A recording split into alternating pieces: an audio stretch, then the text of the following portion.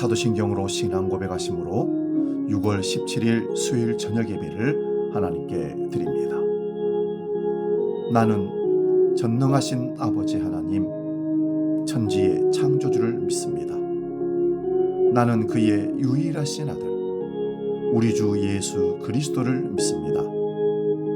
그는 성령으로 잉태되어 동정녀 마리아에게서 나으시고 본디오 빌라도에게 고난을 받아 십자가에 못 박혀 죽으시고 장사된 지 사흘 만에 죽은 자 가운데서 다시 살아나셨으며 하늘에 오르시어 전능하신 아버지 하나님 우편에 앉아 계시다가 거기로부터 살아있는 자와 죽은 자를 심판하러 오십니다.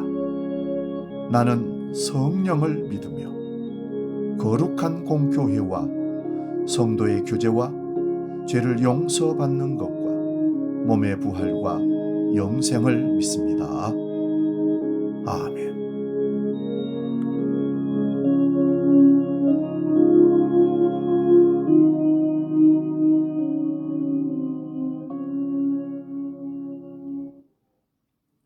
찬송가 323장 부름받아 나선 이 몸 함께 찬송합니다.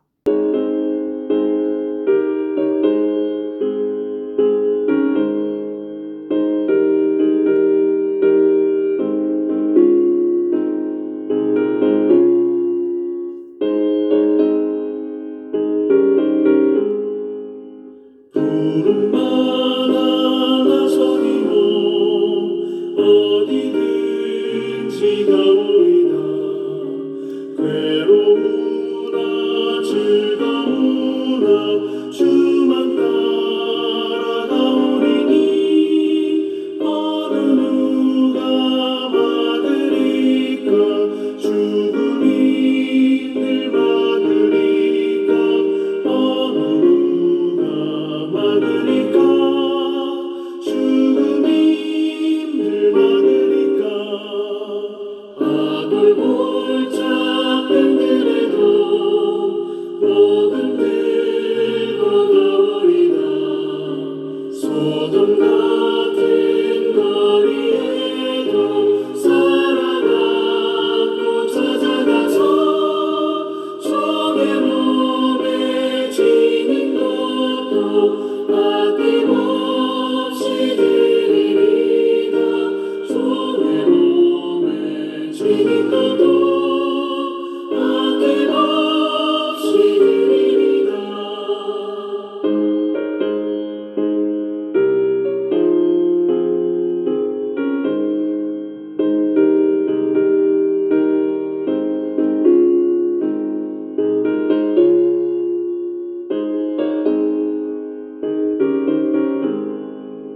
존귀 영광 모든 권세 주님 홀로 받으소서.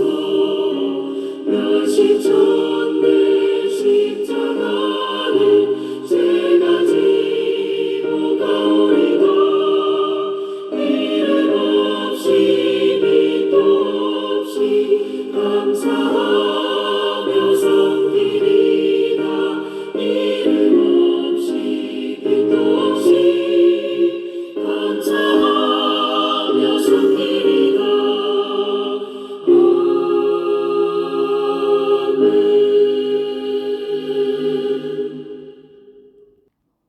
오늘 저녁 우리에게 주신 하나님 말씀은 신약성경 마가복음 1장 16절에서 20절 말씀입니다. 마가복음 1장 16절에서 20절 봉독할 때에 살아계신 주님의 음성을 들을 수 있기 바랍니다. 지금 봉독합니다. 갈릴리 해변으로 지나가시다가 시몬과 그 형제 안드레가 바다에 그물 던지는 것을 보시니 그들은 어부라. 예수께서 이르시되 나를 따라오라. 내가 너희로 사람을 낚는 어부가 되게 하리라 하시니 곧 그물을 버려두고 따르니라. 조금 더 가시다가 세베대의 아들 야고보와 그 형제 요한을 보시니 그들도 배에 있어 그물을 깁는데 곧 부르시니 그 아버지 세베대를 품꾼들과 함께 배에 버려두고 예수를 따라가니라. 아멘. 봉독한 말씀으로 마가복음 강의 7번째 부르심과 목적, 이런 제목으로 말씀을 상고하면서 피차 은혜를 나눕니다. 오늘 우리가 이렇게 모인 것은 내가 스스로 온 것이 아닙니다. 주님의 부르심으로 모인 것입니다. 다른 사람이 우리를 보면 우리는 스스로 온 것으로 보입니다. 그러나 믿음의 눈으로 보면 우리가 스스로 온 것이 아니라 주님의 부르심으로 온 것입니다. 나는 스스로 왔다 하거나 잘 모르겠다 하시는 분은 그냥 쉬시기 바랍니다. 오래된 습관이나 사람의 눈치 때문에 오지 않아도 됩니다. 물론 믿음은 들음에서 나기에 말씀을 듣기 위해 모신다면 말릴 수는 없습니다만은 그렇지 않으면 왜 내가 교회당으로 이렇게 모여야 하는지 늘 생각하면서 예배에 참여해야 합니다. 오늘 본문은 예수님께서 제자들을 부르시는 장면입니다. 예수님께서 요한의 잡히심을 들으시고 갈릴리로 오셨습니다. 지난주에 살펴본 대로 갈릴리로 오신 것도 성령의 능력이라고 합니다. 또한 이사야 선지자의 예언의 성취입니다. 예수님께서 갈릴리에서 제자들을 부르십니다. 본문 16절에서 17절입니다. 예수께서 갈릴리 해변으로 지나가시다가 시몬과 그 형제 안드레가 바다에 그물 던지는 것을 보십니다. 갈릴리 호수인데 바다라고 하는 것은 커서 그런 모양입니다. 예수님께서 시몬과 안드레에게 나를 따라오라 하십니다. 그러면서 너희로 사람을 낚는 어부가 되게 하겠다 말씀하셨습니다.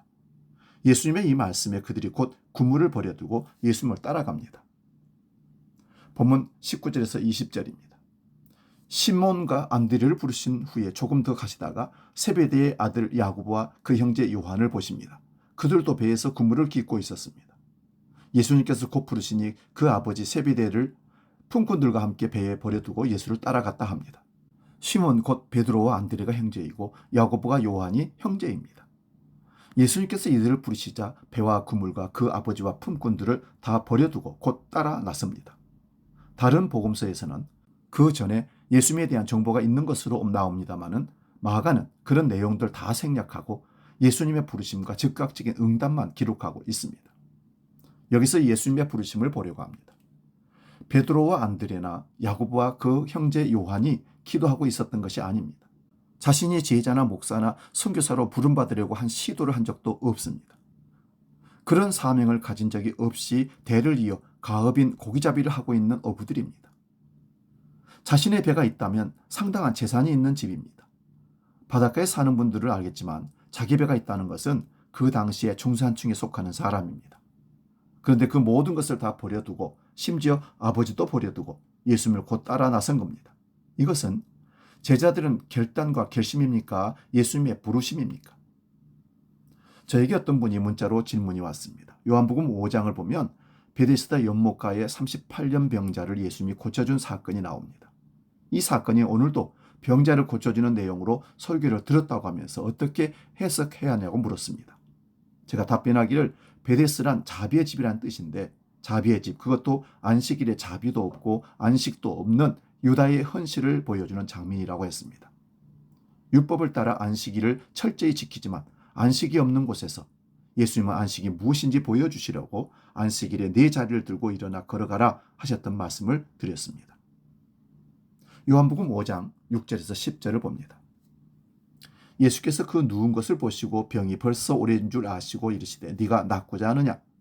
병자가 대답하되 주여 물이 움직일 때에 나를 못에 넣어주는 사람이 없어.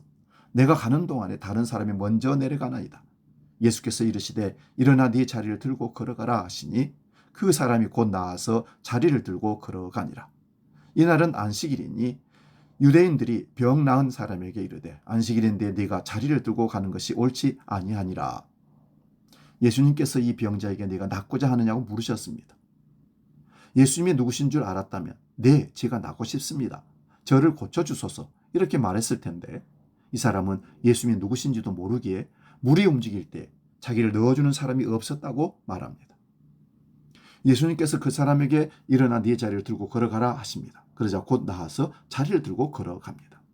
이 사람이 38년 동안 걸어보지 못한 사람입니다. 근데 예수님의 말씀을 듣고 순종하여 이런 일이 일어난 것입니까? 아니면 예수님의 말씀 자체가 능력입니까? 이 사람은 예수님이 누군지도 모르는 사람입니다. 그러므로 예수님의 능력입니다. 예수님은 천지를 말씀으로 창조하신 하나님이십니다. 빛이 있으라고 하시면 빛이 생기게 하시는 분이십니다.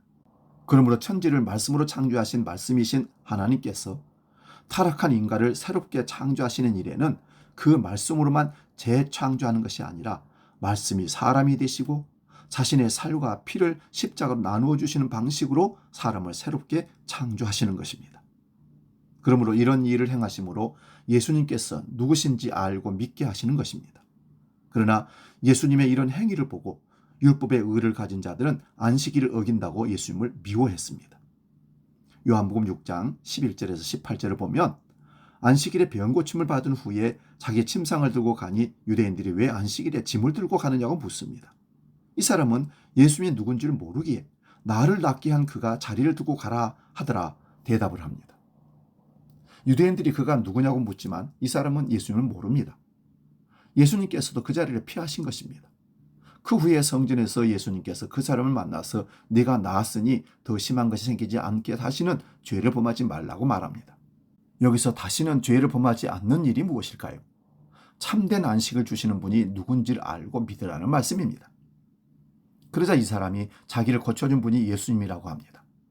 유대인들은 안식일에 이런 일을 행한다고 하여 예수님을 박해했습니다. 그러자 예수님은 내 아버지께서 일하시니 나도 일한다고 하시므로 유대인들이 신성모독으로 죽이려고 합니다.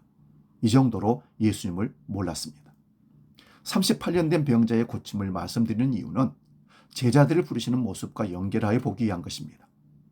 평생토록 고기 잡는 사람에게 예수님께서 나를 따라오라 부르십니다.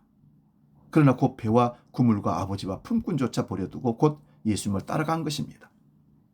유대 사회는 제자가 스승을 찾아갑니다. 그런데 예수님은 제자들을 찾아오신 것입니다. 그러므로 예수님의 부르심은 제자들의 결심과 결단이 아니라 이들을 부르시는 예수님의 천지 창조하신 그 말씀의 능력으로 부르신 것입니다. 그러므로 이들이 예수님을 따라가는 것은 전적으로 예수님의 부르심의 능력입니다. 그런데 문제는 따라가면서 여러 가지 사건들이 일어납니다. 누가 서로 높으냐며 경쟁하면서 따라갑니다. 시기와 질투가 있었습니다. 그런데 이러한 모습들이 무너지는 것이 십자가입니다. 그 십자가 앞에서 다들 예수님을 버려두고 도망갑니다. 예수님을 저주 맹세하면서 부인하는 제자들도 있었습니다. 그러나 주님의 부르심에는 후회가 없으십니다. 부르신 이들을 원래 부르심의 목적인 사람을 낳는 업으로 만들어 내시는 것입니다. 물론 그 중에 한 사람은 배신자를 부르십니다. 배신할 자인 줄 알고 부르신 것입니다. 다른 제자들도 다 예수님을 부인하고 도망간 사람입니다마는 예수님은 그들을 끝까지 사랑하시고 믿음이 떨어지지 않도록 기도하신 것입니다. 그러므로 예수님의 부르심을 입고 제자로 따라가는 것도 역시 전적인 주님의 주님 되심의 능력이며 은혜로 되는 것입니다. 그러면 제자로 부르신 목적이 무엇입니까? 제자들로 하여금 사람을 낚는 업으로 삼기 위한 것입니다. 사람을 낚는 어부라는 말이 유대인들에게는 심판의 소식입니다. 우리는 사람을 낚는 어부가 되자는 말씀으로 많은 사람들을 전도하여 교회로 모으려고 합니다. 그래서 온갖 전도 방법론이 동원됩니다. 우리나라에 제일 많은 취미가 낚시라고 들었습니다. 그러므로 낚시만 방송하는 프로그램도 있을 정도입니다. 그런데 그 낚시 기술이 얼마나 다양한지 보통 사람은 알 수가 없습니다. 그러므로 예수님께서 어부를 택하셔서 사람 낚는 어부를 삼으셨기에 사람을 전도하는 테크닉이 있는 것으로 말합니다. 유대인들은 사람을 낚는다는 것이 무엇인지를 압니다. 예레미야 16장 16절 17절입니다. 여호와의 말씀이니라. 보라, 내가 많은 어부를 불러다가 그들을 낚게 하며 그 후에 많은 포수를 불러다가 그들을 모든 산과 모든 언덕과 바위 틈에서 사냥하게 하리니 이는 내 눈이 그들의 행위를 살펴보므로 그들이 내 얼굴 앞에서 숨기지 못하며 그들의 죄악이 내 목전에서 숨겨지지 못함이라. 하나님께서 범죄한 유다를 심판하시는 도구로 바벨론으로 보내시는데 그 바벨론이 유다를 잡아가는 것을 어부가 물고기를 낚아가는 것으로 표현하고 있습니다. 그리고 짐승을 사냥하는 포수로도 비유하고 있습니다. 그러므로 유대인들은 사람을 낚는다는 말을 좋게 볼 수가 없습니다. 에스겔 29장 2절에서 5절입니다. 인자야, 너는 애굽의 바로왕과 온 애굽으로 얼굴을 향하고 예언하라. 너는 말하여 이르기를 주 여호와께서 이같이 말씀하시되 애굽의 바로왕이여 내가 너를 대적하노라. 너는 자기의 강들 가운데 누운 큰 악어라. 스스로 이르기를 나의 이 강은 내 것이라 내가 나를 위하여 만들었다 하는도다. 내가 갈고리로 네 아가미를 꿰고 너의 강의 고기가 네 비늘에 붙게 하고 네 비늘에 붙은 강의 모든 고기와 함께 너를 너의 강들 가운데서 끌어내고 너와 너의 강의 모든 고기를 들에 던지리니 내가 지면에 떨어지고 다시는 거두거나 모으지 못할 것은 내가 너를 들짐승과 공중의 새의 먹이로 주었습니다. 유다 백성이 바벨론으로 포로로 잡혀갑니다. 그러자 유다 백성들이 애굽을 의지하고 애굽으로 피난 갑니다.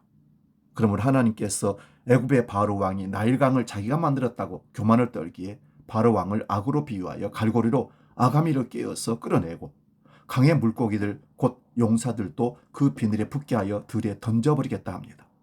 그러면 들짐승들과 새의 먹이가 될 것이라 합니다. 이처럼 낚시의 이야기는 심판의 얘기로 들립니다.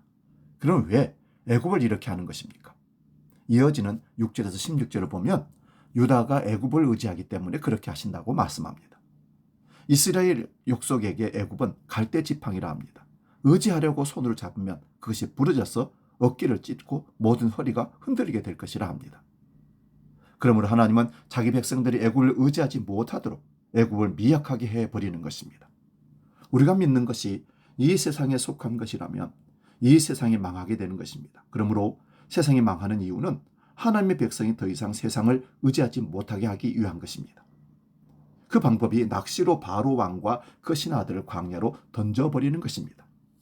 아모스 4장 1절 2절 봅니다. 사마리아 산에 있는 바산의 암소들아, 이 말을 들으라. 너희는 힘없는 자를 학대하며 가난한 자를 압제하며 가장에게 이르기를 술을 가져다가 우리로 마시게 하라 하는도다. 주 여호와께서 자기의 거룩함을 두고 맹세하시되 때가 너희에게 이를지라. 사람이 갈고리로 너희를 끌어가며 낚시로 너희의 남은 자들도 그러하리라. 아모스 선지자가 북이스라엘의 심판을 말하면서도 사람을 갈고리로 잡아 끌어가는 것을 낚시로 잡아가는 것이라고 말합니다. 실제로 아수르가 이스라엘 사람들을 잡아갈 때 갈고리와 낚시로 사람의 코를 꿰어서 잡아갔다는 기록이 있습니다. 하박국 1장 13절에서 17절 봅니다. 하박국 선지자가 악인의 형통과 의인의 고난에 대하여 여호와 하나님께 질문을 합니다. 그 질문의 내용이 악하고 강한 나라들이 약한 나라를 침략하고 더구나 이스라엘을 침략하는데 그 침략을 낚시와 그물질로 말합니다. 그물로 사람을 잡는 것은 우리도 시대극을 보면 압니다. 그런데 갈고리와 낚시 같은 것으로 사람을 물고기를 꿰듯이 잡아갑니다. 예수님께서 제자들을 부르시면서 사람을 낚는 어부가 되게 하시겠다 합니다. 우리가 살펴본 구약의 모든 낚시의 개념은 이스라엘 백성에게 사용되거나 이방 나라에 대하여 사용되거나 간의 심판의 소식이었습니다. 이러한 심판의 소식인 사람 낚는 어부가 되게 하시는 것은 복음이 심판의 소식으로 들리는 것입니다. 이것이 회개하라 천국이 가까웠다는 말씀과 연결이 됩니다. 심판이 없는 복음은 없습니다. 심판이 얼마나 엄중하며 두려운지를 알아야 복음의 복음됨이 드러납니다. 그렇다면 예수님께서 제자들을 부르시고 제자들을 사람을 낚는 어부로 만드시는 것은 이 세상의 바다라는 말씀입니다. 이런 바다에서 복음을 전하는 것이 사람을 낚는 어부입니다. 그러면 물고기로 비유되는 사람은 어떤 형편에 살아가고 있습니까? 물고기가 물을 떠나서 살 수가 없는데 어느 날 낚시에 걸려 물 밖으로 끌려가면 물고기 입장에서 보면 저주받은 모습입니다. 이런 말씀을 드렸더니 어떤 청년이 이 세상을 바다와 같다고 한 내용이 성경에 어디 있냐고 물었습니다. 그래서 성경에서 바다에 대하여 검색해 보라고 했습니다. 성경에서 바다에 대하여 304회나 기록되어 있습니다. 그 중에 바다를 인격화하는 것과 바다에 무엇이 있는지 몇 곳을 보겠습니다. 이사야 57장 19절에서 21절입니다. 입술의 열매를 창조하는 자 여호와가 말하노라. 먼 데 있는 자에게든지 가까운 데 있는 자에게든지 평강이 있을지어다. 평강이 있을지어다. 내가 그를 고치리라 하셨느니라. 그러나 악인은 평온함을 얻지 못하고 그 물이 진흙과 더러운 것을 늘 솟구쳐내는 요동하는 바다와 같으니라. 내 하나님의 말씀에 악인에게는 평강이 없다 하셨느니라. 하나님께서 고쳐주시는 자에게는 평강이 있지만 그렇지 않은 자들은 평온함이 없습니다. 그러므로 악인에게 평강이 없다는 것은 하나님께서 고쳐주지 않으시고 그대로 버려두신 상태입니다. 이러한 상태를 바다로 표현합니다. 그 물이 진흙과 더러운 것을 늘 솟구쳐내는 요동하는 바다와 같다 말씀합니다. 바다가 잔잔한 것이 아니라 요동을 칩니다. 그러면 온갖 더러운 것이 다 솟구쳐 오르는 것 같다고 합니다. 여기서 말하는 바다는 결국 하나님의 고침을 받지 못하는 사람의 마음을 말하기도 하지만 이 세상에 늘 요동치는 바다와 같은 것이기도 합니다. 이사야 26장 20절에서 27장 1절입니다. 내 백성아 갈지어다. 내 밀실에 들어가서 내 문을 닫고 분노가 지나기까지 잠깐 숨을 지어다. 보라, 여호와께서 그의 처소에서 나오사 땅의 거민의 죄악을 벌하실 것이라. 땅이 그 위에 잦았던 피를 드러내고 그 살해당한 자를 다시는 덮지 아니하리라. 그날에 여호와께서 그의 견고하고 크고 강한 칼로 날렘 뱀 니오야단 곧 꼬불꼬불한 뱀 니오야단을 벌하시며 바다에 있는 용을 죽이시리라. 여호와 하나님께서 심판을 하시는데 이 세상의 모든 죄악을 드러내십니다. 그런 날에 구원받는 자는 밀실에 들어가라 말합니다. 밀실, 은밀한 곳은 특정한 사람이 말하는 특정한 장소나 교리가 아닙니다. 예수 그리스도의 십자가 안에 거하는 것을 밀실이라 말합니다. 그 심판의 날에 온 세상의 악을 들추어 내신다 합니다. 그 심판의 날에 바다의 용이 죽임을 당한다고 말씀합니다. 용의 별명이 꼬불꼬불한 뱀 니오야단이라고 합니다. 이 용이 사는 곳이 이 세상 전체를 말합니다. 유다서 1장 12절 13절 봅니다.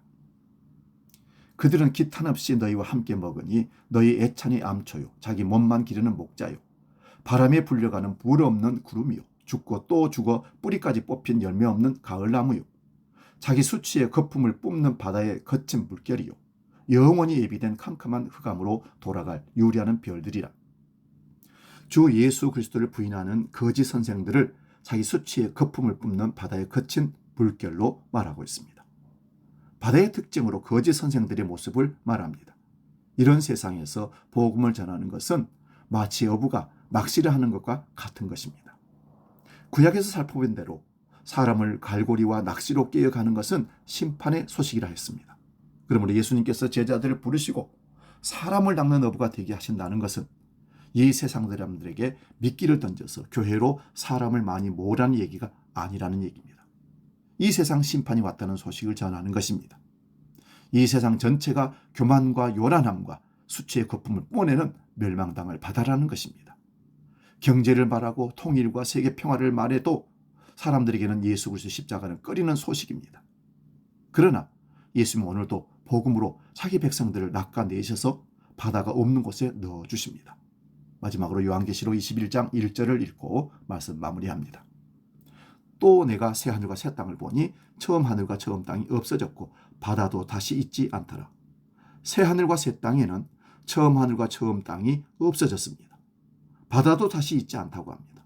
바다라는 세상이 어떤 것인지 오늘 살펴보았습니다마는 교만, 수치, 요동침, 뱀, 니오야단, 용으로 표현되는 모든 악과 대적들이 완전히 사라진 곳이 새 하늘과 새 땅입니다. 그러므로 성도는 이런 세상이라는 바다에서 복음의 낚시에 걸려 새 하늘과 새 땅으로 끌려가기에 세상을 떠나는 아픔이 있지만 이 아픔으로 인하여 영원한 생명의 나라를 소망하게 됩니다. 복음 찬양 하나님의 부르심에는 함께 찬양하고 기도하고 마치겠습니다.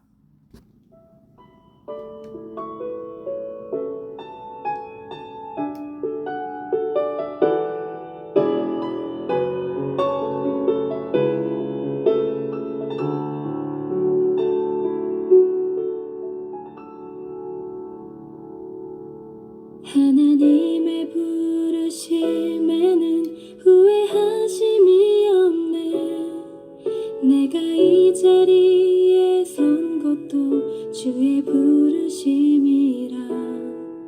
하나님의 부르심에는 결코 실수가 없네.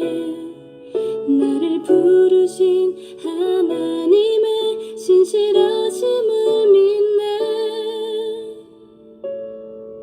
작은 나를 부르신 뜻을 나는 알 수 없지만 오직 감사와 순종으로 주의 길을 가리라.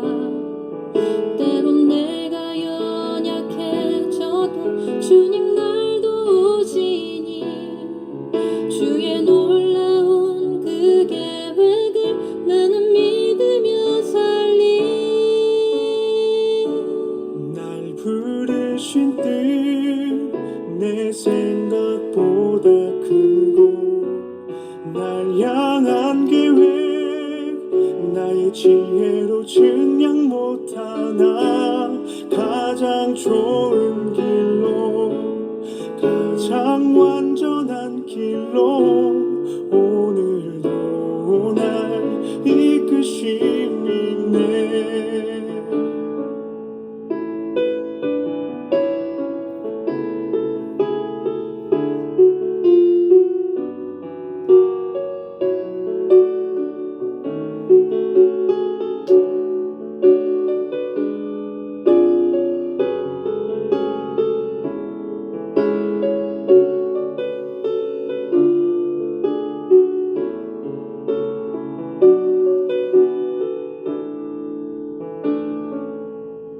하나님의 부르심에는 후회하심이 없네.